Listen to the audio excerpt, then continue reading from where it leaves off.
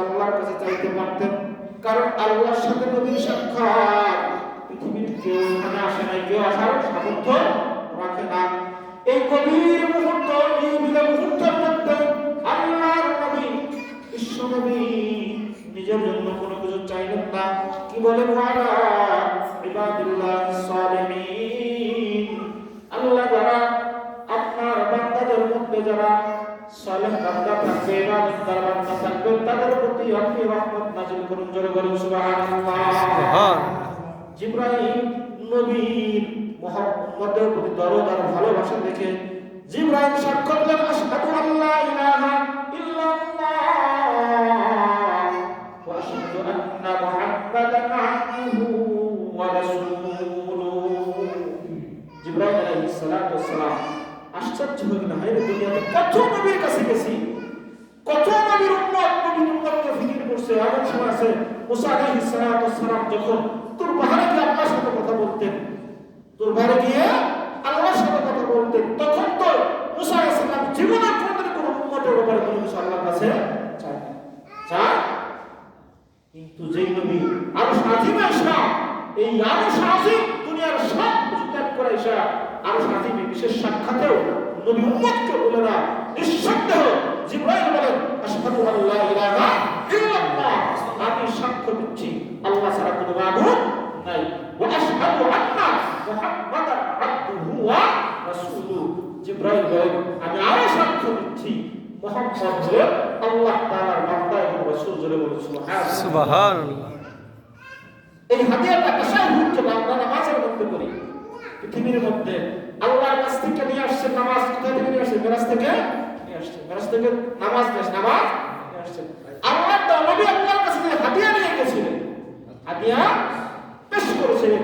ওই হাদিয়াটা আমার আল্লাহ রাব্বুল আলামিন প্রত্যেক মানুষের জন্য নামাজের মধ্যে প্রথম পর্যন্ত পড়া ওয়াজিব করে দিয়েছেন। করে বলুন সুবহানাল্লাহ। আত্তাহিয়াতু না করতে পারলে নামাজ সম্পূর্ণ হয়ে সম্পূর্ণ হয়ে। এবার আল্লাহর সাথে কথা বললেন, নবী আসতেছে, নবী অনেক লক্ষ্য জান্নাত জাহান্নাম নবী দেখছেন, পরবর্তীতে বলবো আসতেছে নবী নাইবে পঞ্চম আসমানে দেখা, ষষ্ঠ আসমানে দেখা কি হযরত মুসা আলাইহিস সালাম। কার সাথে বলেন? হযরত মুসা আলাইহিস সালাম। মুসা আলাইহিস সালাম নবীকে দেখে বলেন, মা ফারাকাল্লাহু আলা উম্মাতিক, আপনি তো আল্লাহর কাছে গেছেন, না জানি কোন কথা বলছেন, কত বেশি না বলছেন, কত বেশি না। কারণ মুসা আলাইহিস সালাম আল্লাহর সাথে কথা বলছেন তুর পাহাড়, কত পাহাড়ে? কোন পাহাড়ে? তুর পাহাড়ে। তার একটা দুইটা না, ৭০,০০০ দূরের পথটার ভিতর থেকে মুসা আলাইহিস সালামের সাথে কথা বলছেন। কথা কয় হাজার? ৭০,০০০। ৭০। আর যেই নবী সরাসরি ডাইরেক্ট, কোনো পর্দা নাই, কোনো কিছু নাই, ডাইরেক্ট নবীর সাথে আল্লাহর সাথে কি কথা বলছেন। মুসা আলাইহিস সালাম বলেন যে ভাই, আপনি তো এমন নবী, আপনি তো আল্লাহর সাথে বিশেষ সাক্ষাৎ করে আসলেন।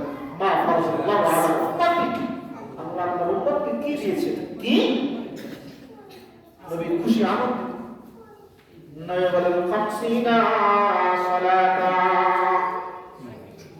আল্লাহ নবী বিশ্ব নবী রাহমাতুল্লিল আলামিন নবী বলেন, আমার আল্লাহ আমার হাবিবে খুশি হয়েছেন, আমার সাথে কথোপকথন করেছেন। আমার আল্লাহ খুশি হয়ে আমার উম্মতের উপর ৫০ ওয়াক্ত নামাজ ফরজ করে দিয়েছেন। সুবহানাল্লাহ। সুবহানাল্লাহ। নবী তো খুশি, কারণ এর আগে তো নামাজ ফরজ হয় নাই। যেই জিনিস আল্লাহ তাআলা দিয়ে দিলেন ওটা দামি কিনা বলেন? দামি কিনা?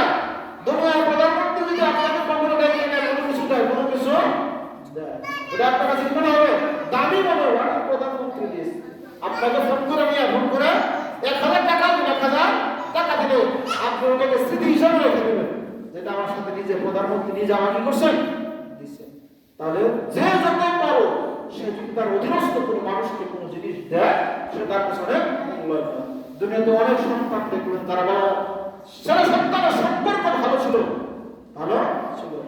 বাবা মারা যাওয়ার আগে কোনো সন্তানকে কোনো একটা জিনিস দিয়ে গেলে সেটা বাবার স্মৃতি হিসেবে যত্ন করা। আমি যখন যাত্রা বাড়ি বলি, একবার দাগ কেটে গেছে বিল্ডিং, পরে ছাদের উপর যায় দেখি একটা রিক্সা, এটা কি করছে? ব্যাগ রিক্সা, পুরাতন ব্যাগ রিক্সা সুন্দর করে সাজিয়ে রাখছে, সাজিয়ে এই ব্যাগ ব্যাগ ব্যাগ গাড়ি ছাদের উপরে ফুল টুল দিয়ে একদম সুন্দর করে সাজিয়ে রাখছে। কত যাইবে কিরে দুনিয়াতে কত কিছু মানুষ সাজিয়ে রাখে, কত মানুষ সাজিয়ে দেয় করে ছাদের উপরে, ছাদের ব্যাগ গাড়ি সাজিয়ে রাখছে। কারণ কি? ওনাকে জিজ্ঞাসা করা হলো যে ভাই আপনি ছাদের উপরে একটা ব্যাগ সুন্দর করে সাজিয়ে কারণ কারণ তখন ছেলে বলতেছেন, মালিক বলতেছেন যে হুজুর আমার আব্বা খুব গরিব মানুষ ছিল, গরিব মানুষ ছিলেন। আমার আব্বার জীবনের কামাই ছিল ব্যাগ গাড়ি চালিয়ে, ব্যাগ গাড়ি চালিয়ে আমার আব্বা আমাকে লেখাপড়া করেছে, আমাকে লেখাপড়া করেছে। আমার আব্বা এই ব্যাগ গাড়ি চালার মাধ্যমে এই যে আজকে যে জায়গাটা দেখতেছে, জায়গাটা আমি যে বাড়ি করছি, বাড়ি আমার বাবার ব্যাগ গাড়ি চালার অর্থ দিয়ে জায়গাটা, জায়গাটা এই জন্য আমি নিয়ত করছি আমার বাবার যেই জিনিসটা নিয়ে আমার বাবা কি করলেন, এত সুন্দর আমার জন্য একটা ব্যবস্থা করলেন, আমি স্মৃতি হিসাবে আমি ব্যাগটা সুন্দর করে রাখি, সুন্দর করে। তো যেই জিনিসটা আল্লাহ পাক তার নবীকে দান করলেন, তাহলে অবশ্যই আমি খুশি বলেন, ঠিক কিনা? তার কি দান করছেন? সবচেয়ে প্রিয় জিনিস নামাজ। জোরে বলেন সুবহানাল্লাহ। দুনিয়াতে অনেক বিধান আছে, হজের বিধান আল্লাহ জিবরাইলের মাধ্যমে দুনিয়াতে পাঠাইছেন, যাকাতের বিধান কোরআনের মাধ্যমে দুনিয়াতে পাঠাইছেন, রোজার বিধান কোরআনের মাধ্যমে দুনিয়াতে পাঠাইছেন। কিন্তু নামাজ এমন একটা ইবাদত আল্লাহ তাআলা কারো মাধ্যমে না, স্বয়ং তার বন্ধুকে শবে মেরাজের রজনীতে একদম জমিন থেকে উঠাইয়া আর সাজিয়ে নিয়া কাছে বসাইয়া বন্ধুকে নামাজ দিতে বলে সুবহানাল্লাহ। নামাজ দেওয়ার পদ্ধতি দেখলেই বোঝা যায় নামাজটা আল্লাহর কাছে কত নবী খুশি। আমারও তো আমার আল্লাহ তাআলা 50 ওয়াক্ত নামাজ পড়ছেন। মুসা আলাইহিস সালাম বলেন, ভাই আপনি যদিও শেষ নবী, এবং আপনি যদি আমার আপনাদের জন্মের আগে আপনার জন্ম, কিন্তু দুনিয়াতে আসছেন পরে, দুনিয়াতে আসছেন উম্মতের সাথে আপনার চলাফেরা আমার চাইতে কিন্তু আপনার পরে। কারণ আমি তো 100 নবী ছিলাম জমিনের মধ্যে, আমার উম্মত ছিল যে উম্মতকে বলা হয় বনি ইসরাঈল। ভাই নবীকে ডাক দেয়া বলেন, পয়গম্বর আমার উম্মতের উপর আল্লাহ মাত্র 3 ওয়াক্ত নামাজ ফরজ করেছিল। কয় ওয়াক্ত? 3 ওয়াক্ত। কয় ওয়াক্ত? 3 ওয়াক্ত নামাজ। তারপরে আমার উম্মত মান্না সালোয়া কি হয়তো মান্না সালোয়া বলা হয় আসমান থেকে আল্লাহ তাআলা অটোমেটিক খাবার নাযিল করতেন, কোনো পরিশ্রম করা খাবারের সময় হতো জান্নাত থেকে আল্লাহ অটোমেটিক দস্তরখানা পাঠিয়ে দিতেন। দস্তরখানায় বিভিন্ন রকমের খাবার আল্লাহ তাআলা পাঠিয়ে দিতেন, বনি ইসরাঈল খাইতে। জোরে বলুন সুবহানাল্লাহ। এটা বলা হয় মান্না সালোয়া। মান্না সালোয়ার বন্ধ হয়ে গেছে ওদের নিয়ম খারাপ করার কারণে। সত্য ছিল দস্তরখানায় যে পরিমাণ খাবার আসবে তোমরা তোমাদের তৃপ্তি সহকারে খাইবা, কিন্তু সাবধান এই খাবার কখনো তোমরা নিবা না, এই খাবার কখনো তোমরা করবা না, নিবা না, দস্তরখানায় রাখবা। খাবার উচ্চগত করে বাসায় নিবা না, যত মজার খাবার এমন খাইলাম, আবার খাবার আসবে পরে মাঝখানে একবার খাবো, এই কি করবা না, এটা করবা না। আল্লাহর বিধান ছিল মান্না সালোয়া, তোমরা খাইবা, খাওয়া শেষ অটোমেটিক আবার আসমান সেটা চলে যাবে। কিন্তু আসে না, কিছু মানুষ আছে না, মজার খাবার আছে, মজার খাবার আছে, তুমি আবার তো খাবার আসতে কখন না কখন শয়তানে দেবো, শয়তানে ওরা খাবার কি করেছিলেন, আমার হাতে খেয়াল করেছিলেন। আল্লাহ মান্না সালোয়া বন্ধ করে যে কথা বলতেছিলাম, মুসা আলাইহিস সালাম বলেন আমার উম্মত কামাই করে লাগতো, এমনি খাবার খাইতো, খাবার খাইতো।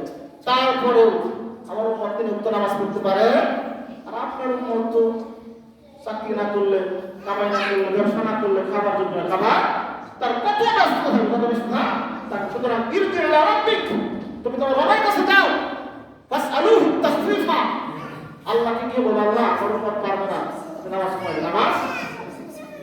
নবী মুসা আলাইহিস সালামের কথায় আল্লাহর কাছে চলে গেলেন, আল্লাহর কাছে গিয়ে বললেন যে আল্লাহ আমার উম্মত 50 ওয়াক্ত নামাজ পড়তে পারবে না, আপনি কমাই দেন।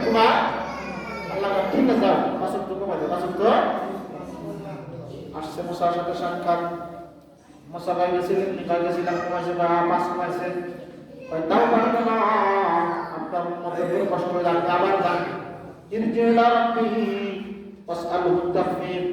আপনি আপনার রবের কাছে গিয়ে আবার ফিরে আসুন। হাদিসের মধ্যে আসেন, বুখারীর মধ্যে আসেন, একবার নয়, দুইবার নয়, নবী 9 বার আল্লাহর কাছে আশা করছে। যারা বলেন সুবহানাল্লাহ, সুবহান। কয়বার বলে? 9 বার। 5 ওয়াক্ত করে পড়লে কয়বার হয়? 45 ওয়াক্ত পড়ে, 45 ওয়াক্ত। এবার আবার আবার 9 বার না, 50 থেকে 45 কমেছে, 45 কমে দিছে। আবার এটা না কেমন দেওয়া, কেমন আল্লাহ যাতে কথা বলতো, প্রথমে বলতো যে না তার কিছু কিছু কমানো নয়, কমানো বলতে পারতেন কিনা বলে? বলতে পারতেন, তাহলে আমাদের কি পরিমাণ কষ্ট হয়ে যেত। তখন বলেন যে না না আমাদের ধার যেতে শরম লাগে, লজ্জা লাগে, লজ্জা। আমার আল্লাহ তাআলা খবর পাঠিয়েছিলেন, বন্ধুকে বলো আসতে হবে না, আমি আল্লাহ আমার বন্ধুর উম্মতের প্রতি এত দয়া হলাম, এত দয়া হলাম। আমি প্রথমে যে 50 ওয়াক্ত আমার জবান দ্বারা আমার বন্ধুর উম্মতের উপর নামাজ দিয়েছিলাম, আমি আল্লাহ সওয়াবের বেলা একটু কমাবো না, একটু কমাবো না। আমার কোন বন্ধুর উম্মত যদি 5 ওয়াক্ত নামাজ সহিহ শুদ্ধভাবে আদায় করতে পারে, আমি আল্লাহ আমার বন্ধুর উম্মতের উপর 50 ওয়াক্ত নামাজের সওয়াব আমি আল্লাহ তাআলা নামাজ দান করব। সুবহানাল্লাহ। পাঁচে কত? 50। কত ওয়াক্ত নামাজ? 50। কোন উম্মত যদি এই জামানার উম্মত আমরা যদি এক ওয়াক্ত নামাজ পড়ে করতে নামাজ পড়ি, কয় ওয়াক্ত নামাজের সওয়াব? 50 ওয়াক্ত নামাজের সওয়াব আল্লাহ তাআলা আমার আপনার নামাজ দান করবে। দান সে নামাজ নিয়ে আসেন মেরাজ থেকে। এই যে মাসটা গেল, যে মাসটা গেল, যেটা কি বলা হয়? রজব মাস বলা হয়, রজব মাস বলা হয়। এই রজব মাসে নবী সাল্লাল্লাহু আলাইহি ওয়াসাল্লাম আল্লাহর কাছ থেকে আল্লাহর দেওয়া চেষ্টা ইবাদত নামাজ নিয়ে আসেন। ধরে বলুন আমিন। এজন্য মেরে দোস্ত বুজুর্গ, এই নামাজ এমন একটা ইবাদত, আল্লাহ নবী বলেছেন আউয়ালু মা ইয়াসাবিহিল আবদ ইয়াওমাল কিয়ামাতিস সালাত। কিয়ামতের দিন সর্বপ্রথম বান্দার নামাজের হিসাব হবে। নামাজে তুমি কি করছো না হিসাব হবে না।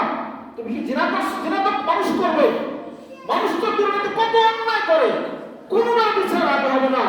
নবী বলেন যে আগে নামাজের বিচার হবে। অর্থ কি? আল্লাহ বুঝাইলেন, নবী বুঝাইলেন, যার আমল নামাজ, যার জিন্দেগিতে নামাজ ঠিক থাকবে, তার গোটা জিন্দেগিতে নামাজ ঠিক থাকবে। নামাজের আমল নিয়ে যদি কোনো মানুষ যদি হাসরের ময়দানে উঠে, আমার আল্লাহ এই নামাজের হিসাব যখন ঠিকঠাক হয়ে যাবে, আমার আল্লাহ বান্দাটি সব হিসাব আমার আল্লাহ নামাজের উসিলায় আল্লাহ সহজ করে দেবে। জোরে বলুন সুবহানাল্লাহ। নামাজের উসিলায় অন্য কোনো হিসাবে গরমিল থাকলেও নামাজের মাধ্যমে আল্লাহ পাক সে ঘাটতি পূরণ করে দেবে। জোরে বলুন সুবহানাল্লাহ। জন্য ভাই নামাজ আমাদের পড়তেই হবে। নামাজ ছাড়া কোনো গতি, নামাজ ছাড়া গতি আছে? অনেকেই বলে দুটো নামাজ পড়ে লাভ কি, নামাজ পড়ে অনেকেই অনেক কথা বলে, নামাজ নিয়ে আপনি করে কি করে? যারা শরীয়তের কোন একটা অন্যতম একটা নফল নিয়ম যদি কেউ ব্যাংক করে, সাথে সাথে তার ঈমান চলে যায়, সাথে সাথে। এই জন্য ভাই নামাজ পড়তে পারি না, ঠিক আছে, শয়তানের দোকান ব্যস্ততার কারণে, ব্যস্ততা আমরা পড়তে পারি না, এটা নিজের ব্যর্থতা, নিজের ব্যর্থতা। পড়া লাগবে না। যারা পড়ে ওরা নামাজ পড়ে জীবনে কি পাইছে? পাই কিনা? নামাজ পড়ে জীবনে কি পাইছে? আমার নামাজ না পড়ে তো কত কিছু অর্জন, কত কিছু, কত কিছু। কিন্তু নামাজ আল্লাহ তাআলার সবচেয়ে বেশি প্রিয় ইবাদত। প্রিয় নামাজের মাধ্যমে আল্লাহ তাআলা বান্দার নৈকট্য অর্জন করে। জোরে বলুন সুবহানাল্লাহ। সুবহান। নামাজের মাধ্যমে আল্লাহ বান্দার নৈকট্য। আজকে পবিত্র জুমার দিন কত মানুষ জানে এখনো চা হস্টেলে চা খাইতেছে, বাড়িতে হুদায় কোনো কাজ নাই, হুয়া গলাগলি করতেছে, গলাগলি মাইকের আওয়াজ করে কত কানে যাইতেছে, মানে কোনো কাজ নাই। কত বই তুমি দেখতেছ, নালে বইয়া কোনো কাজ করতেছে, নালে বলে হুদাই বলছে, হুদে। আজকে পবিত্র জুমার দিন, জুমার দিন আল্লাহ নবী বলছেন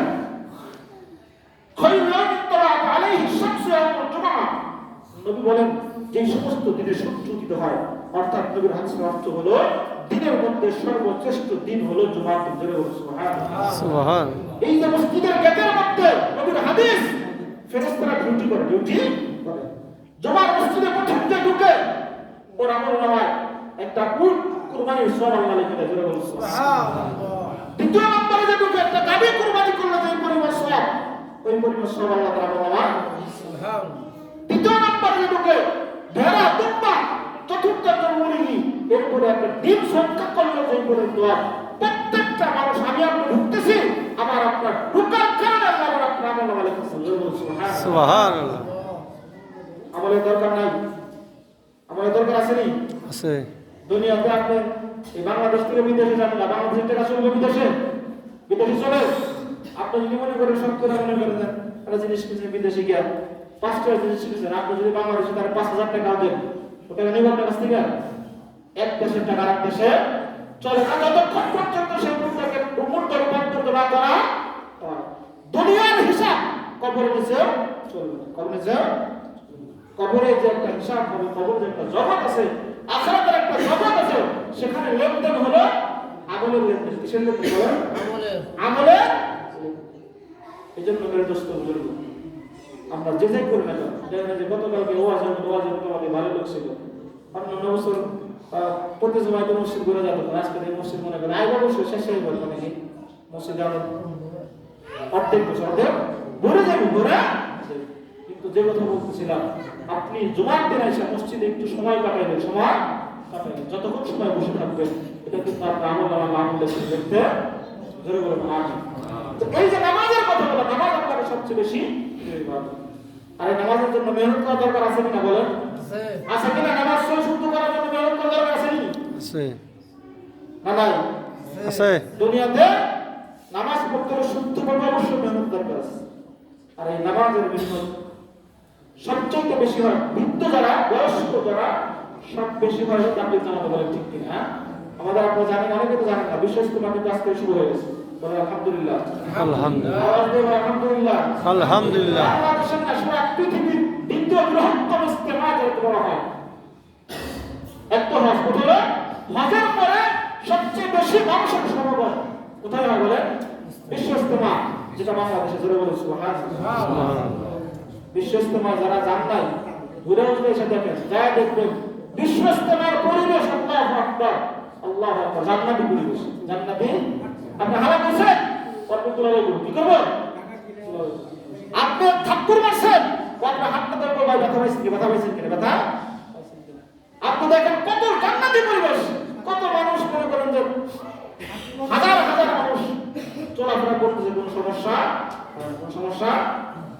শেষ রাত্রে দেখবেন শত শত, লক্ষ লক্ষ মানুষ শেষ রাত্রে 2টা থেকে শুরু হয়, দেখবেন উঠা শুরু হয়, উঠা। আমরা তো ইজতেমা মাঝে মাঝে যাই, যখন চিন্তা করি দুটো আজানে রাখতে উঠলে তো অনেক ভিড়, অনেক, ওই জন্য আগে যেতাম, 2টার সময় যেতাম, 2:30টার সময় যেতাম, যা দেখি 2:30টার সময় আরো ভিড় বেশি, ভিড়। কারণ ওই যে আমার মতো মানুষ তো সবাই থাকে, সবারই যা দেখো যখন আর ভিড়ে পাবো, ভিড়ে লক্ষ লক্ষ মানুষ শেষ তোমার ময়দানে গিয়ে শেষ রাত্রে ওযু করে 3-4 দিন থাকে, কোনো ইচ্ছা করলে করতে পারে, করতে কোনো পরিবেশ নাই। কারণ আমি জয় করতেছি, এটা করে দাওয়াত করে যাবো, রাস্তায় একটা মেয়ে থাকলে তাকাইলে পারবো না, কবির না, কি না বলেন? গুণাগুলো এটা ওয়াজ করে গেলাম, যাওয়ার সময় মনে করে কবির না, গেলাম আর একবার দাওয়াতকে দোয়া করবো, দোয়া। তাহলে আমাদের মনে আর ইজতেমার মাঠ এমন একটা ময়দান, আমি ইচ্ছা করলেও সেখানে গুনাহ করা সম্ভব, গুনাহবিহীন লক্ষ লক্ষ আল্লাহর ওলিদের মজমা, সেটা হলো বিশ্ব। সারা বাংলাদেশ থেকে না, সারা পৃথিবী থেকে মানুষ আসে, অথচ আমার আপনার যাইতে 200 টাকা লাগে, কত লাগে? 200। খাওয়া খাওয়া দিয়ে এখন আমার সর্বোচ্চ 500 টাকা, 700 টাকা গেলে 500 টাকায় 500 টাকা খরচ হয়। আমরা কত জোখার দেখবো ভাই, বিশেষ করে মাদের একটা ময়দান, আল্লাহর বাংলাদেশের মানুষের কপাল ভালো, কপাল ভালো, এই জন্য তো আল্লাহ এখানে ফেলে, এখানে এটা তো অন্য জায়গায় নিয়ে যেতে পারতো, পারতেন কিনা বলেন? পারতেন। বা আমি এক ইন্ডিয়ানের জামাত আসছিলাম, আমি যখন আদর করি, এক লোক গরিব মানুষ আইছে, যতবার আইছে, ইজতেমার আগে আইছে, আমি বললাম তুই গরিব মানুষ, লাইসেন্স টাকা পুরুষ, তোর কাছে টাকা নাই, তুই কিভাবে বাংলাদেশে, কিভাবে বাংলাদেশে আসে? তুই তো গরিব, তুই করতেছিস, আমার কাছে টাকা নাই, কিন্তু বাংলাদেশে আইলি কেমনে? তো কয় এমনি দরওয়াজা ছিল, আমার কাছে একটা সোনাটা কি ছিল, মোটরসাইকেল ছিল, কি ছিল? মোটরসাইকেল ছিল। ওই মোটরসাইকেলটা আমি বিক্রি করছি, বিক্রি করে আমি ইজতেমা আসছি, আমি ইজতেমা তাদের কত বড় একটা 17 মোটরসাইকেল ওই কটা বিক্রি করে দিয়েছে। এই জন্য ভাই অনেক সময় আছে মানুষ দেখার জন্য গেলেও মানুষ হেদায়েত পায়, অনেক ইতিহাস, অনেক ইতিহাস আছে। আবু মাহজুর রাদিয়াল্লাহু তাআলা মসজিদে নববীর মুয়াজ্জিন,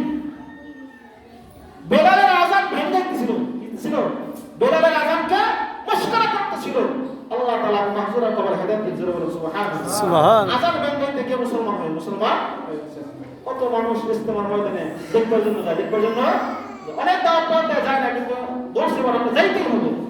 ওই ও জায়গা কিন্তু হাই কি শুনতাম আর কি বুঝতাম আর কি জানতাম, এটাই পুরা ওটা পুরা। এই জন্য ভাই সামনে আমাদের মানে দ্বিতীয় দেবে ইস্তেমা, আমরা সবাই তো শুরু করবো ইনশাল্লাহ, পারবো তো ইনশাল্লাহ। তাই ব্যস্ত থাকবো, ব্যস্ততার মধ্যে আমরা 3 দিন সময় কি করবো, বের করবো। আমাদের মহল্লা থেকে একটা জামাত যাবে ইনশাল্লাহ, চিন্তা ভাবনার সাথে থাকবে ইনশাআল্লাহ। যুবক ভাইরা যারা আছো 3 দিনের জন্য 2 দিন কোরবানি করো, 2 দিন কোরবানি করো। আল্লাহ তাআলা আমাদের সকলকে কবুল করে বলো আমিন। বিশেষ করে আল্লাহ কবুল করে বলো আমিন।